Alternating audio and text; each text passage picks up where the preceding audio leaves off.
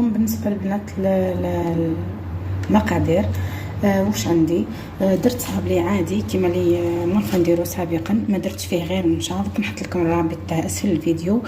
بالنسبه للمقادير 250 غرام مارغرين، كاس سكر، نص كاس زيت، كاس سكر كلاسي، ونص كاس زيت، وزوج بيضات ونصف باكي تاع خماره، وشويه فاني. يعني طريقه عاديه، ما درتش فيه كما قلت لكم غير نشا باش ما يجينيش يقرمش، ما نحتاجوش يقرمش. خليت العجينه تبات في الفريجيدار في الثلاجه ليله كامله هكذا البنات باش تجيني مليحه. اللي ما بغاتش تخليها ليله كامله واش ديرها البنات، تشيحها شويه، ما ديرهاش كيما صابلي طريه، ديريها شيحه شويه. نبداو في المقادير. بون البنات عمرتها في الكيسات وثقبتها بين فوغشات. هنا دوكا البنات الا كان سخون الحال رجعوهم للثلاجه يبردوا، الا كان برد الحال خليوهم نورمال وبداو العمل مباشره. هنايا عندي معجون فوالا مربى المشمش، راح نعمر شويه.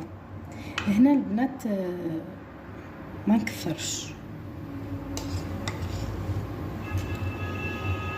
باش ما يطلعليش الفوق. هنا البنات نعمرهم بالمربى، ما نكثرش باه ما يطلعليش هذاك المربى الفوق، باسكو من بعد الحبه تاعي تولي تنفخ معايا شويه. انا هذا القطو تعشق فيه امي، سي بوغ سا نبغي نديرو لها. دونك هنا عندي البنات كميه من العجينه اللي بقات سكرفشتها في الرقيق. انا شتي نسكرفجها في الرقيق، الوغ نتوما اللي بغات الخشين تسكرفجها في الخشين. ولا كان سخون الحال حطوها تبرد شويه باش تشد روحها، الا كان بارد الحال نورمال. شوفوا البنات كيفاش نديرو.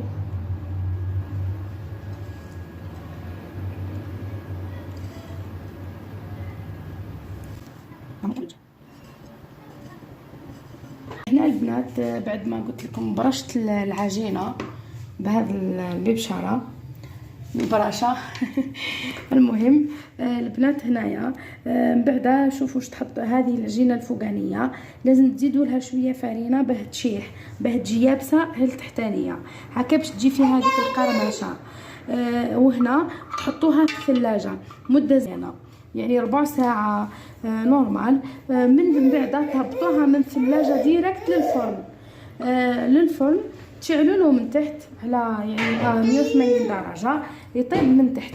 وشي هو هذا الصح نحطوه في الدرج الفوقاني طول باه يطيب لكم يعني على نار هاديه. من بعد هبطوه للدرج التحتاني وطيبوه ثانيا من فوق. اذا انا حندخله الفرن ونشوفوه مع بعض. انا ان شاء الله هنا راني دخلته للدرج الفوقاني، شعلت عليه من تحت. هنا البنات هاو لكم بعد ما طاب معنا، شوفوا راهو تحمر من تحت.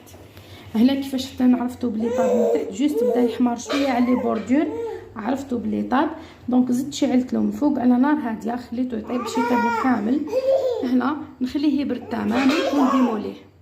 في الاخير هاوليكم البنات بعد ما طابوا شوفوا كيفاش جاو بيان دوغي. لا دوغي تاعهم هايله بزاف وجا والله ما شاء الله ما ريحته هايله مالغري سامبل. شوفوا من بعد في الاخير تحت ميترشي عليه فوق شويه سكر غلاس وتقدميه. ولا بغيتي ديري فوقو سوريز كونفي ديري، بغيتي تخليه سامبل ثاني ما عنده ما خلا. هذه وصفه بسيطه وفي متناول الجميع، وان شاء الله والله يا البنات فريمون راهي بنينه. ومن بعد في الاحتفاظ احتفظي بها في بورت مونجي وغلقي عليها، وان شاء الله راح يحمر لك وجهك في الكاطو مع اون سوريز كونفي، راح يجي مانيفيك. في الاخير ما بقى لي غير نقول لكم استودعكم الله الذي لا تضيع ودائعه في امان الله. نحبكم حب اخير. الا عجبكم الفيديو البنات ما تنساوش تخليوا لي تعليقاتكم المشجعه اللي تحفزني، وديروا لي لايك الفيديو، وماذا بكم تشتركوا في قناتي هكا يلحقكم كل جديد ان شاء الله. وما بقى لي غير نقول لكم نحبكم.